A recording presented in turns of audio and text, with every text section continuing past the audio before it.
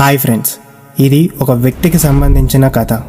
438 రోజులు అతి భయంకరమైన పసిఫిక్ మహాసముద్రంలో జీవన్మరణ పోరాటం చేసి వరల్డ్ రికార్డు సాధించి 14 నెలల తర్వాత తిరిగి వచ్చాడు. అలా అతను బయటికి రాగానే పోలీసులు అతన్ని వెంటనే అరెస్ట్ చేశారు. ఇంతటి భయంకరమైన పరిస్థితులు దాటి బయటికి వచ్చిన ఆ వ్యక్తిని ఎందుకు అరెస్ట్ చేశారో అని తెలుసుకోవాలనుకుంటున్నారా? మరి ఇంకెందుకు ఆలస్యం? ఇలాంటి ఆసక్తికరమైన విషయాలు తెలుసుకోవడానికి ఈ వీడియోని లైక్ చేసుకొని ఈ ఛానల్ని సబ్స్క్రైబ్ చేసుకోండి.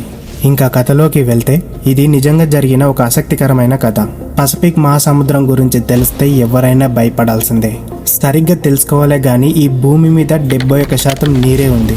ఈ నీటినే మనము 5 మహాసముద్రాలుగా విభజించడం జరిగింది. అందులో పసిఫిక్ మహాసముద్రం చాలా పెద్దది.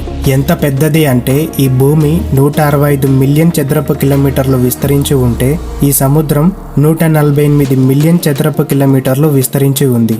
ఇంత పెద్ద మహాసముద్రంలో చిన్న చిన్న ఐలాండ్స్ మాత్రమే ఉంటాయి. అవి ఎటువంటి ఐలాండ్స్ అంటే అటువంటి ఐలాండ్స్ మీద ఇంతవరకు ఏ మానవ మాత్రుడు నివసించలేదు. పొరపాటున ఏ వ్యక్తి అయినా సరే పసిఫిక్ మహాసముద్రంలో తప్పిపోతే అతన్ని వెతకడం మర్చిపోవాల్సిందే.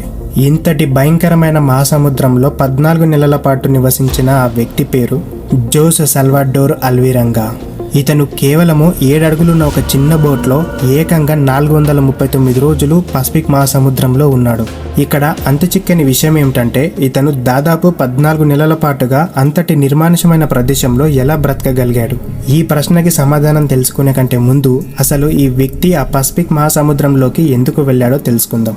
అది 2012 మెక్సికోలోని కోస్టా జూలా అనే చిన్న గ్రామంలో జోస్ ఆ సంవత్సరంలో 36 సంవత్సరాలున్న ఒక మంచి మత్స్యకారుడు. 2012 నవంబర్ 17 జోస్ తన ఫ్రెండ్స్తో పాటు చేపలు పట్టడానికి తన చిన్న బోట్లో సముద్రంలోకి వెళ్తాడు.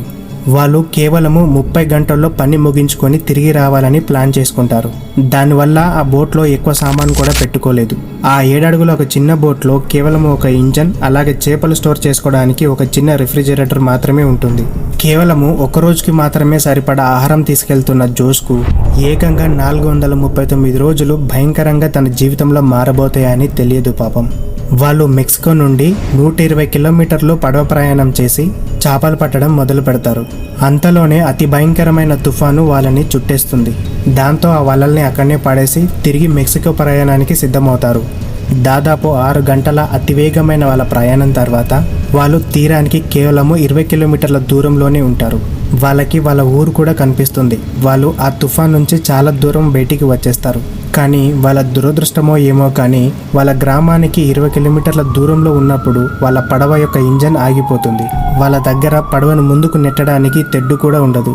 వారిలో ఒకరి దగ్గర ఒక రేడియో మాత్రమే ఉంటుంది. ఆ రేడియో ద్వారా వాళ్ళ బాస్కి సిగ్నల్స్ అందజేసి వారి సమాధానం కోసం ఎదురు చూస్తూ ఉంటారు. దాని తర్వాత జరిగిన సన్నివేశం ఏ మత్స్యకారుడు కూడా తన జీవితంలో అటువంటి పరిస్థితులు రాకూడదని కోరుకుంటాడు. వాళ్ళు వాళ్ళ బాస్ యొక్క రిప్లై కోసం ఎదురు చూస్తూ ఉండగా ఆ రేడియోలోని బ్యాటరీ కూడా అయిపోతూ ఉంటుంది.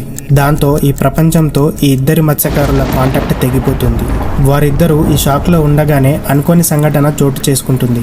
తుఫాన్ యొక్క బలమైన గాలులు వాళ్ళని మళ్ళీ సముద్రంలోకి నెట్టుతూ ఉంటాయి. వాళ్లకు కనిపించే వాళ్ళ గ్రామము మెల్లగా మాయమైపోతూ ఉంటుంది. వాళ్ళ బాస్ వాళ్ళని వెతకడానికి ఒక టీముని ఏర్పాటు చేస్తాడు. కానీ అప్పటికే ఆలస్యమైపోతుంది. రోజులు గడిచే కొద్దీ జోస్ మరియు అతని స్నేహితుడు బ్రతకడం మరింత కష్టతరం అవుతూ ఉంటుంది. అలా 5 రోజులు గడిచిపోతాయి. ఆ గాలులు వారిని దాదాపు 400 కిలోమీటర్లు లోపలికి నెట్టేస్తాయి. దాంతో వాళ్ళకి ఎటువైపు చూసినా నీరు తప్ప మరేం కనబడట్లేదు. ఆ బోటు 7 అడుగుల చిన్నది కావడం చేత వాళ్ళని వెతికే వాళ్ళకు కూడా అది కష్టతరం అవుతుందని వాళ్ళు అర్థం చేసుకుంటారు. వాళ్ళ దగ్గర ఫ్లేర్ గన్ కానీ నిప్పుతో పొగ చేసి వేరే పడవల్ని ఆకర్షించే వస్తువులు కూడా ఏమీ ఉండవు. వాళ్ళ దగ్గర ఉన్న ఆహారం కూడా ఎప్పుడో అయిపోయింది. ఇక మెల్లమెల్లగా వాళ్ళ చావు ఎంతో దూరం లేదని వాళ్ళకు అర్థమవుతుంది. వాళ్ళ మనుగడ కోసం వాళ్ళ బోటి మీద ఆగే పక్షులను చంపి అలాగే పచ్చి మాంసం తినడం మొదలు పెడతారు.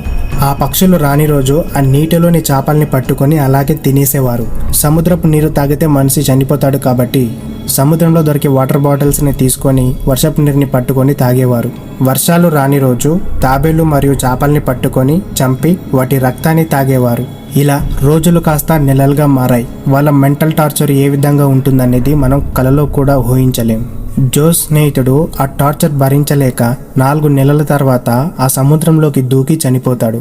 కానీ జోస్ పోరాడాలని నిర్ణయించుకుంటాడు. ఆ భయంకరమైన నిర్మానుషమైన ప్రదేశంలో జోస్ ఒక్కడే ఒంటరిగా జీవనాన్ని సాగిస్తూ ఉంటాడు. ఇప్పుడు జోస్ ఉన్న ప్రదేశం మ్యాప్లో చూస్తే నిర్మానుషమైన నిశ్శబ్ద ప్రాంతం. ఇక్కడ పెద్ద పెద్ద కార్గో షిప్స్ కూడా చాలా అరుదుగా ప్రయాణిస్తూ ఉంటాయి. జోస్ మెక్సికో నుండి వచ్చి ఇప్పటికీ దాదాపు 6 నెలలు గడిచిపోతాయి. స్నేహితుడి మరణంతో జోస్ చాలా బాధలో ఉంటాడు. 6 నెలల తర్వాత దూరం నుండి జోస్ కి ఒక కార్గో షిప్ అనేది కనబడుతుంది. దాంతో జోస్ కి ప్రాణాలపై ఆశ తిరిగి వస్తుంది. తను ప్రాణాలతో బయట పడతానని చాలా సంతోషపడతాడు. కార్గో షిప్ ని చూస్తూ జోస్ సైగలు చేస్తూ గట్టిగా అరవడం మొదలు పెడతాడు.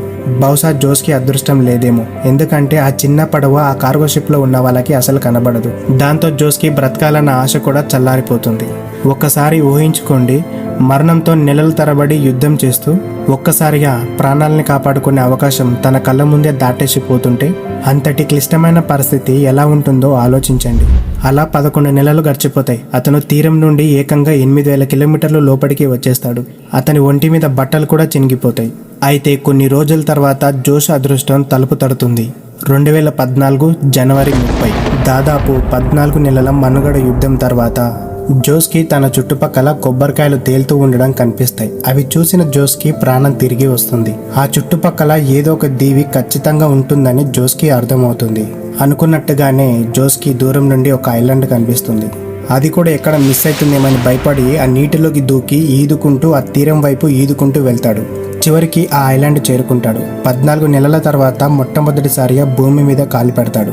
అలా ఆ ఐలాండ్ మీద కాలు పెట్టగానే అతనికి ఒక ఇల్లు కనబడుతుంది. అతను నేరుగా వెళ్లి ఆ ఇంటి యజమానిని కలుస్తాడు. 439 రోజుల తర్వాత జోస్ ఒక మనిషిని కలవడం ఇదే మొదటిసారి. ఈ ఐలాండ్ పేరు ఈబోన్ ఎటోల్. ఈ ఐలాండ్ జోస్ నివసించే ప్రాంతం నుండి 11,000 కిలోమీటర్ల దూరంలో ఉంటుంది. ఒకవేళ ఇది కూడా మిస్ అయి ఉండింటే 5,000 కిలోమీటర్ల వరకు ఏ ఐలాండ్ ఉండేదే కాదు. అదృష్టవశాత్తు జోస్ ప్రాణాల నుంచి బయటపడ్డాడు. ఆ ఐలాండ్ ప్రజలు జోస్ని తిరిగి అతని దేశానికి పంపిస్తారు. అయితే జోస్కి ఎవరు ఊహించని మరొక ట్విస్ట్ ఎదురవుతుంది. అతను తిరిగి వచ్చాక 438 డేస్ అని చెప్పి ఒక బుక్ రాసి పబ్లిష్ చేశాడు. కానీ జోస్ స్నేహితుడి కుటుంబ సభ్యులు అతన్ని జోసే చంపి తినేసి ఉంటాడని చెప్పి కేసు ఫైల్ చేస్తారు. దాంతో సముద్రం నుండి తిరిగి వచ్చిన కొద్ది రోజులకే జోస్ జైలుకి వెళ్లాల్సి వచ్చింది. కొన్ని సంవత్సరాలు జైల్లో పోరాడిన తర్వాత జోస్ నిర్దోషిగా బయటికి వచ్చాడు. కాబట్టి జీవితం అందరికీ ఒకేలా ఉండదు. సాధారణంగా మనకు తెలిసిన మన చుట్టుపక్కల ఉన్న వాళ్ళ జీవితాలు కూడా ఎంతో భయంకరమైన విషాదకరమైన స్టోరీలు ఎన్నో ఉంటాయి.